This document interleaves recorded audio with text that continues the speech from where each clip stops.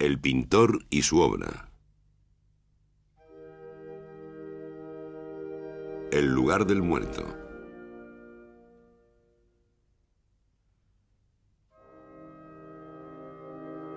...3,15 metros por 6,68. Un entierro en Ornans, 1849. Aquí los modelos son baratos. A todo el mundo le gustaría estar en el entierro. 46 personajes, un perro. Ya han posado el alcalde, que pesa 400 libras, uno de los maceros con la nariz roja como una cereza, pero grande en proporción y de 5 pulgadas de largo. Alrededor de una fosa abierta en el primer plano, vemos varios grupos de personajes. Las mujeres, los hombres, los eclesiásticos. El cura, el juez de paz, el que lleva la cruz, el notario, el teniente de alcalde Marlet, mis amigos, mi hermano, los niños del coro, el sepulturero, dos viejos de la Revolución del 93 con vestidos de la época, un perro, el muerto y sus portadores, los maceros, mis hermanas, otras mujeres, etc. A la izquierda, el Rocher du Château. A la derecha, la Roche du Mont. Dos peñascos que se alzan sobre Ornans, pueblo natal de Courbet.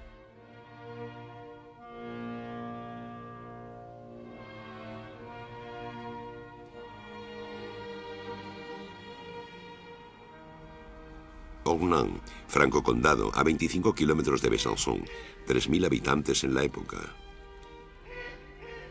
El Loup es una resurgencia del Doubs. Entonces se pensaba que era un río nacido en la montaña.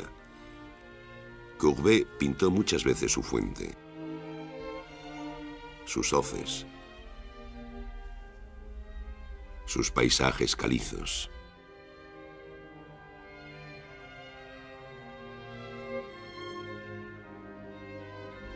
En Francia, los cementerios tradicionalmente alrededor de la iglesia estaban atestados. A partir de la Revolución se trasladaron fuera de las poblaciones. Los habitantes de Ornans se opusieron durante más de una generación a esta decisión. El nuevo cementerio fue inaugurado en septiembre de 1848.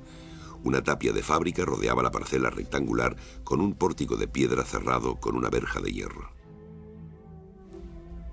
Los habitantes de la villa están enterrando a alguien. Lo mismo que en la iglesia, los hombres y las mujeres están separados. Unos cuantos están llorando. El sepulturero ha puesto su chaqueta y su gorro de lana en el borde de la fosa recién cavada. Espera arrodillado. 4 portadores, traje negro, guantes blancos, grandes sombreros de borde redondo, sostienen el ataúd con la ayuda de telas blancas.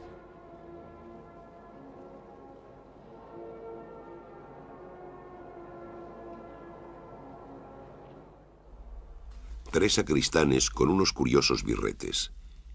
Courbet volvió a pintar estos gorros en otro de sus cuadros, La muerte de Janon, hoy desaparecido. El cura se ha puesto la casulla negra del oficio fúnebre y una estola bordada con hilo de plata. Un niño del coro sostiene un candelero. Levanta la cabeza hacia uno de los portadores, posiblemente porque acaba de darle en el gorro con su cirio. El otro niño del coro sostiene el recipiente de agua bendita.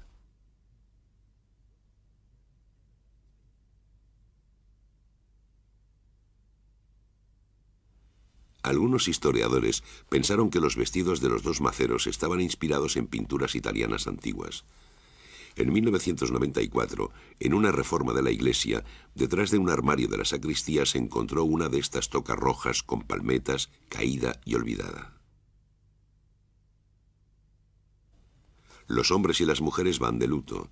Varios hombres llevan chistera. Las mujeres capuchas negras y cofias blancas.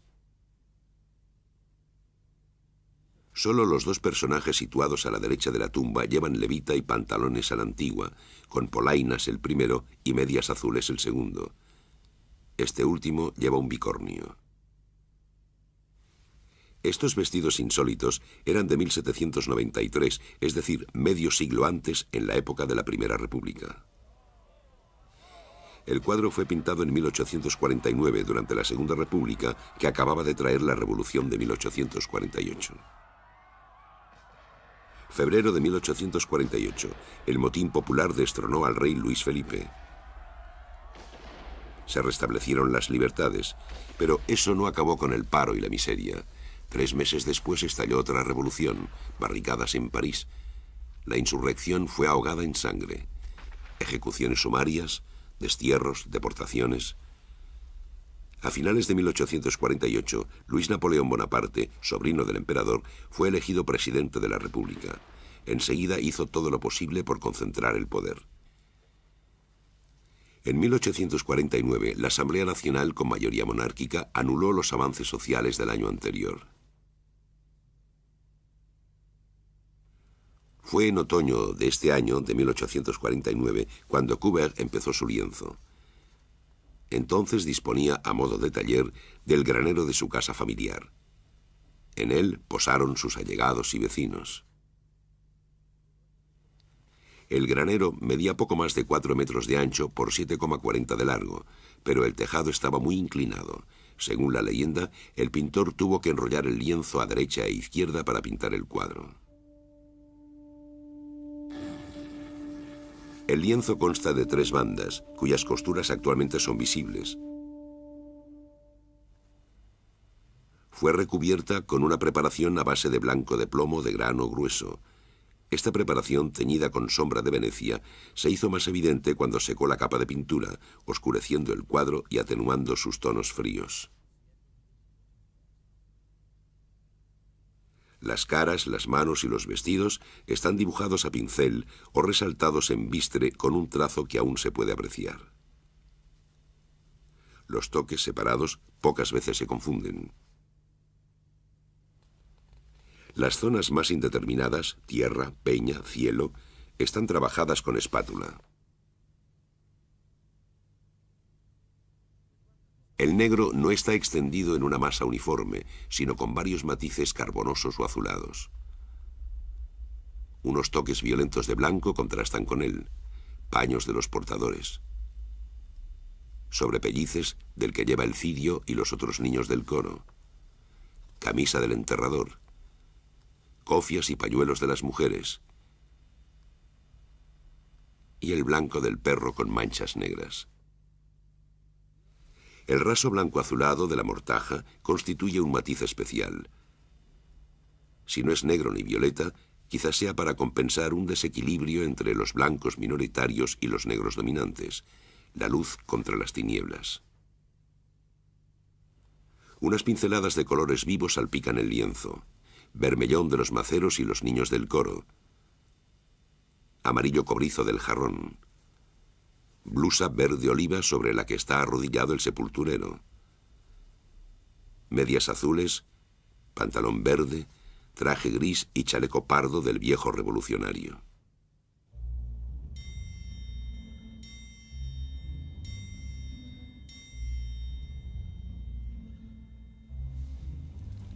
Han reaparecido varias correcciones.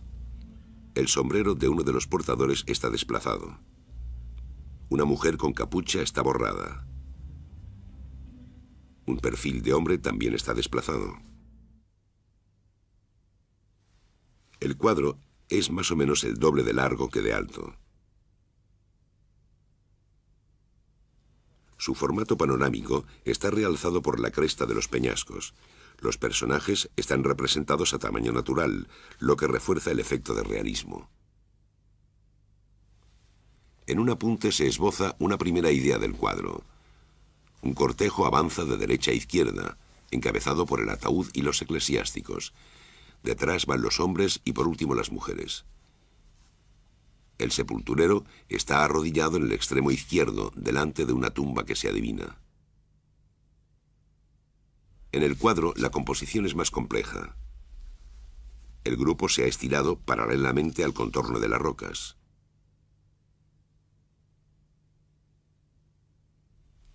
Para romper el efecto compacto y la rigidez de esta pequeña multitud, Courbet dio a las caras y a las miradas unas orientaciones muy variadas.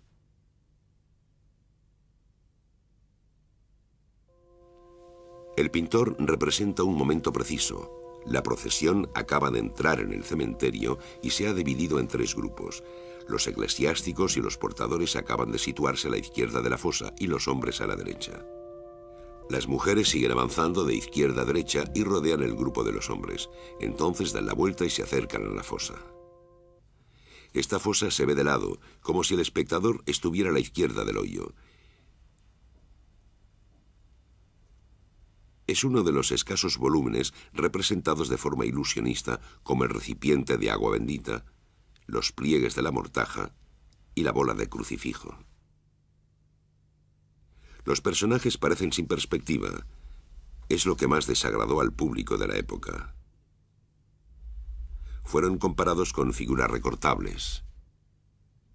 La imagen obedece a una construcción geométrica. La tumba se sitúa en el centro del cuadro. El crucifijo marca la primera cuarta parte. Los bordes de la tumba sugieren un punto de fuga en el astil del crucifijo. El ataúd está inclinado en la diagonal del rectángulo formado por la línea del horizonte y el borde inferior del cuadro. Los brazos del crucifijo están alineados en la diagonal del rectángulo superior. El crucifijo y las tibias cruzadas forman 2 cruces oscuras y opuestas. En 1850, Courbet expuso el cuadro en Ornans, en Besançon y en Dijon. Luego lo inscribió en el Salón, única salida para un pintor joven. También creo que la pintura es un arte esencialmente concreto y solo puede consistir en la representación de las cosas reales y existentes. Es una lengua física en la que las palabras son todos los objetos visibles. Un objeto abstracto, no visible, no existente, no pertenece al campo de la pintura. El amigo de Courbet, el periodista Jean Fleury, había introducido en 1847 en las conversaciones de café la palabra realismo, y según él los pintores serían los principales representantes de la nueva corriente. El salón, después de la Revolución, se abrió a toda clase de temas sociales. Los pintores utilizaban formatos muy grandes, mostraban escenas domésticas y daban a sus héroes ordinarios la grandeza solemne de personajes históricos. Sus cuadros contrastaban con los asuntos fantásticos a los que estaba acostumbrado el salón. En 1849, Courbet expuso 10 obras en el salón. Con la sobremesa en Ornans obtuvo la segunda medalla, lo que le dispensaba en adelante de someter sus cuadros al jurado. La pintura fue comprada por el Estado para el Museo de Lille. En el salón de 1850-51 expuso otros 9 lienzos, entre ellos Los Picapedreros, hoy desaparecido, Los campesinos de Flagey, volviendo de la feria, y Un entierro en Ornans. Seguramente Courbet esperaba que su cuadro fuera comprado por el Museo de Luxemburgo, como Los romanos de la decadencia de Thomas Couture 3 años antes. En el registro del salón lo inscribió con el título de Cuadro de figuras humanas, reseña histórica de un entierro en Ornans. La historia ha retenido un título más corto.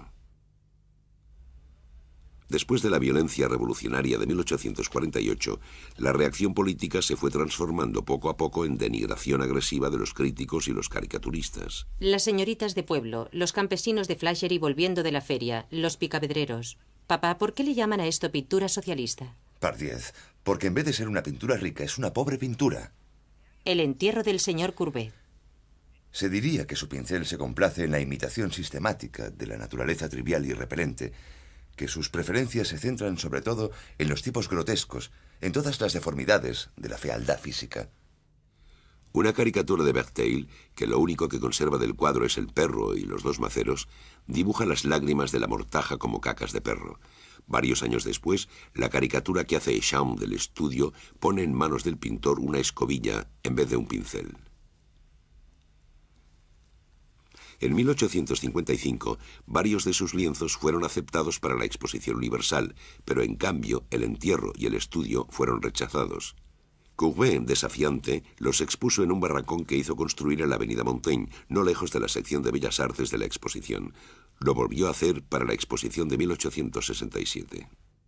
Nunca tuve más maestros en pintura que la naturaleza y la tradición, que el público y el trabajo. En 1881, 4 años después de la muerte del pintor, su hermana Juliette retiró el cuadro de la venta en subasta y lo donó al Estado. Al año siguiente fue expuesto en el Museo del Louvre, donde permaneció expuesto durante un siglo, al lado de los grandes cuadros de Gros, Géricault y Delacroix. En 1986, el entierro fue trasladado al Museo d'Orsay.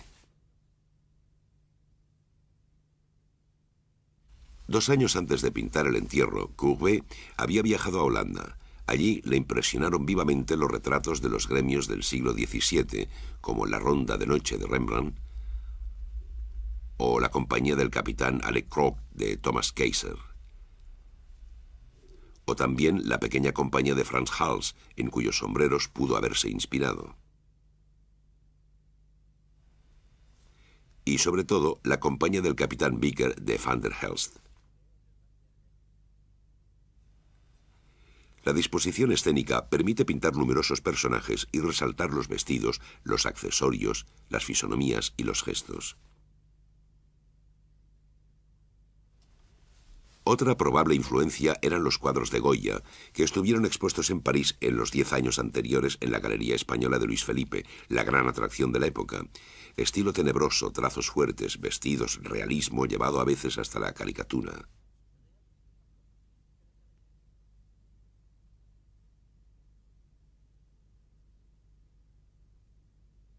Tanto por su formato como por su composición, el boceto del entierro recuerda a un grabado en madera que circulaba en el Franco Condado y servía de esquela de defunción.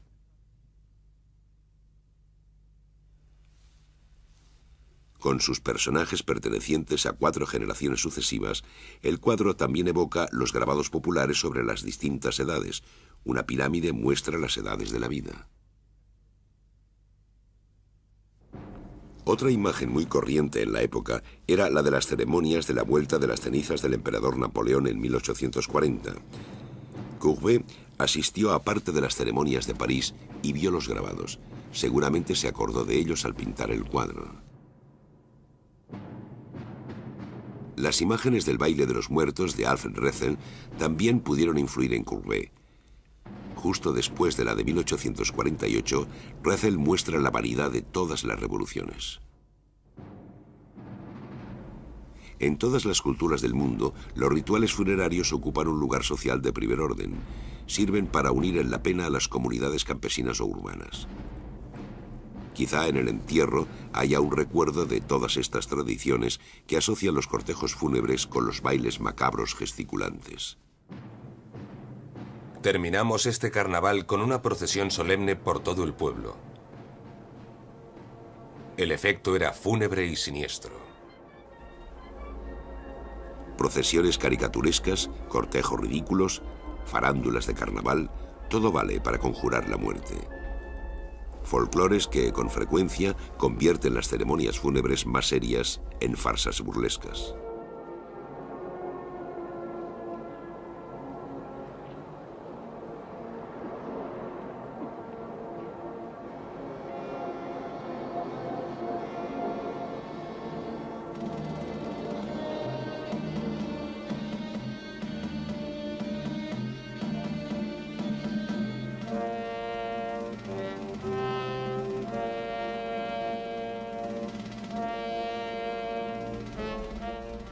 ¿Quiénes son estos personajes? ¿Obreros?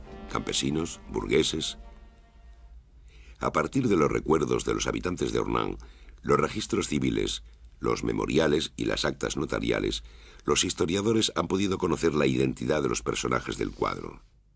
Los portadores son Jean-François Crevaux, zapatero; Alphonse Bon, propietario, agricultor y rentista y amigo de Courbet; Alphonse Promayet, músico, amigo del pintor, que ya le había retratado en la sobremesa en Ornans; Etienne Nodier, propietario. El sacristán es François Constant Couchier, zapatero. El que lleva la cruz es François Gollard Clodon, propietario viticultor. Benjamin Bonnet es un pobre cura de pueblo. Los niños del coro son François Constant Poignet y Claude-Joseph Journet, ambos hijos de viticultores. El enterrador es Antoine-Joseph Cassard, hijo de zapatero. Otro sacristán, Claude-Louis Promayet, músico, gran amigo de Courbet. Los maceros, Jean-Baptiste Michelier, viticultor acomodado. Pierre Xavier Clement, zapatero muy modesto. Los notables: Hippolyte Proudhon, juez de paz de Hernán, primo del filósofo. Prosper Test, alcalde de la ciudad, rentista. Guillaume François Bertin, que primero fue guardia y luego prestamista. Claude Joseph Sage, molinero enriquecido. Adolphe François Marlet, abogado, concejal, amigo de Courbet. Los dos viejos de 1793 son Jean-Baptiste Cardet, modesto viticultor, y François Pillot-Segreton, campesino. Los amigos de infancia de Courbet son Urbain Queneau, heredero de un juez de paz de Hernán, rentista, y como Courbet, soltero. Max Bouchon, burgués acomodado como los anteriores, novelista y poeta. Courbet le retrata en El estudio. La familia del pintor, Jean-Antoine Goudot, viticultor acomodado, el abuelo por el que Courbet sentía una gran veneración. Régis Courbet, el padre, agrónomo, rentista, bastante culto. Sylvie Houdon, madre del pintor. Y sus tres hermanas, Zélie, Zoé y Juliette. Las otras mujeres de la ceremonia son Félicité Collard-Talland, madre de uno de los portadores, Alphonse Bon; Jean-Marguerite Victoire Sevray, mujer de uno de los sacristanes; Jean-Baptiste Gros-Lambert, llamada Mère Gaguet, mujer del anciano al que Courbet retrata en Los Picapedreros; Jean Philibert Thévenon, llamada Fifi Queñot, costurera casada con un agricultor; Joséphine Boquin, propietaria acomodada; François Garmont, hija de agricultores; François Roncet, mujer de un rico ebanista de Hernán; Célestine Garmont, hija de agricultores, minusválida, que murió en la indigencia. La niña es la pequeña Test, una bisnieta de Jean-Antoine Houdon y por tanto prima segunda de Courbet. Algunas personas no han podido ser identificadas. Conclusión evidente que contradice la mayoría de las interpretaciones antiguas del cuadro. Esta pequeña multitud no es ni mucho menos representativa de una población en la que predominaban los obreros, jornaleros, campesinos y artesanos modestos. A excepción de 2 o 3, todos los personajes pertenecen a la clase de los pequeños propietarios, burgueses acomodados y rentistas. Courbet hizo posar primero a los miembros de su familia, luego a sus amigos de café y por último, por comodidad, a muchos de sus vecinos de barrio. Hombres y mujeres, jóvenes y viejos, pobres y ricos. El visitante encuentra hoy sus nombres repartidos por las calles del cementerio.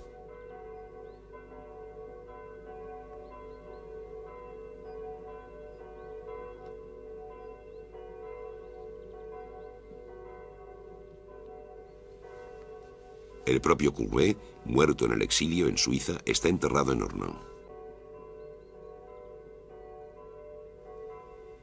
Es posible que el pintor haya querido reflejar en su cuadro las sordas amenazas políticas del verano de 1849.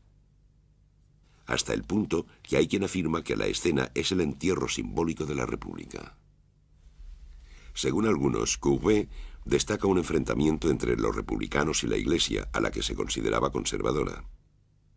Pero la revolución de 1848, impregnada de socialismo utópico, abogaba más bien por un entendimiento universal.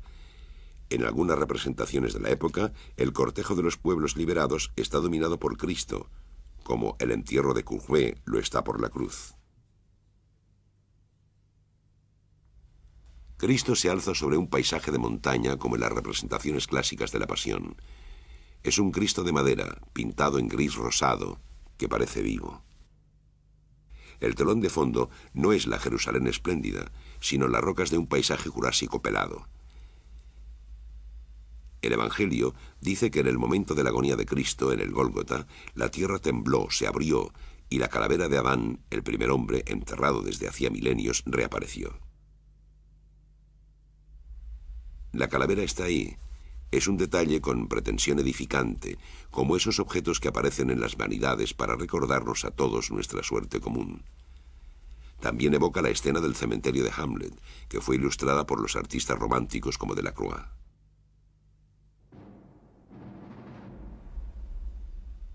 La calavera de Adán también pertenece a otro mundo simbólico, el de la francmasonería.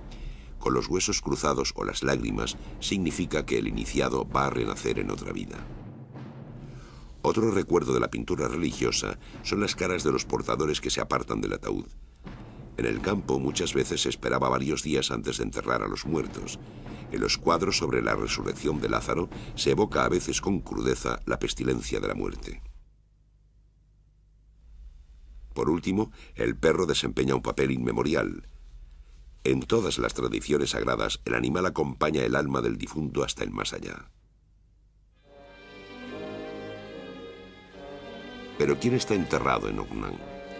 La primera hipótesis es que se trata del primer muerto enterrado en el nuevo cementerio, Clodetien Test, viticultor, propietario influyente y republicano. Test era tío abuelo de Courbet, de modo que es normal que estuvieran presentes la familia y los notables. Pero el sepulturero, al cavar, ha desenterrado unos huesos humanos. Es un detalle incongruente si Test era realmente el primer muerto. La segunda hipótesis es que se trata del abuelo de Courbet. Pero Jean-Antoine Udo se encuentra en el cuadro justo detrás del ataúd, triste, sombrío, separado de los tres grupos, recuerda esas representaciones de la muerte que se ponían sobre la sepultura en las tumbas antiguas. La tercera hipótesis es que se trata de la abuela del pintor, muerta en 1847, lo cual explicaría el duelo de la familia y la presencia del abuelo, el único que se sitúa detrás del ataúd. La cuarta hipótesis es que se trata de la mujer del sepulturero Cassard, muerta en 1848. El sepulturero era un ciudadano pobre, pero sus funciones le rodeaban del temor y el respeto de las personalidades del pueblo. La quinta hipótesis, que es un miembro de la familia Proudhon. En efecto, Hippolyte Proudhon ocupa un lugar central en primera fila. Ninguna de estas hipótesis concuerda con el hecho de que el ataúd esté cubierto con una tela blanca. El blanco estaba reservado a las mujeres jóvenes y a los niños. La sexta hipótesis es que se trata de Clarisse, hermana mayor del pintor, nacida 2 años antes que él y muerta a los 13 años en 1834. El cuadro podría ser un recuerdo de ese duelo. 4 años después del entierro, Courbet pintó un extraño cuadro. Titulado al principio El aseo de la casada, se trata de un aseo mortuorio, una costumbre del Franco Condado. Las mujeres de un pueblo arreglan a una joven muerta para su último viaje. Podría tratarse de un recuerdo de adolescencia. El blanco tiene aquí un papel principal, el de color fúnebre.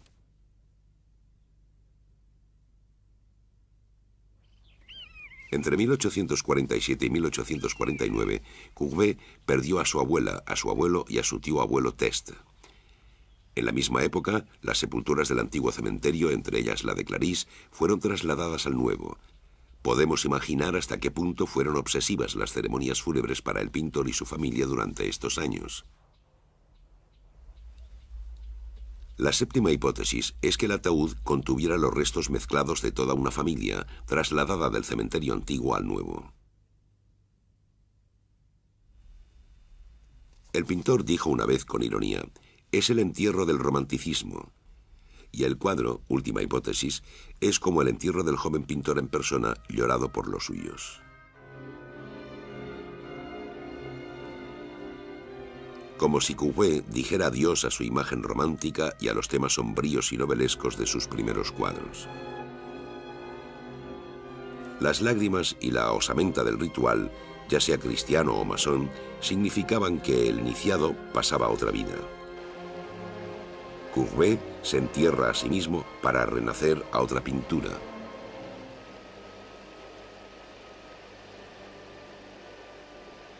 Más tarde, el pintor volvería obstinadamente a las hendiduras y huecos de su tierra natal, y sobre todo a la cueva manantial del Loup, que era para él como el santuario de una cuestión fundamental, como un ojo abierto que le devolvía su propia mirada.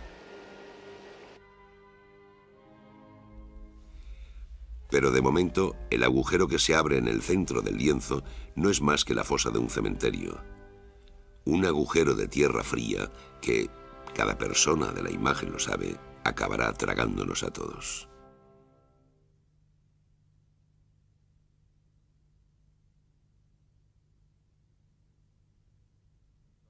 En nuestra sociedad, también cultivada, es preciso que lleve una vida de salvaje. Es preciso que me libere también de los gobiernos.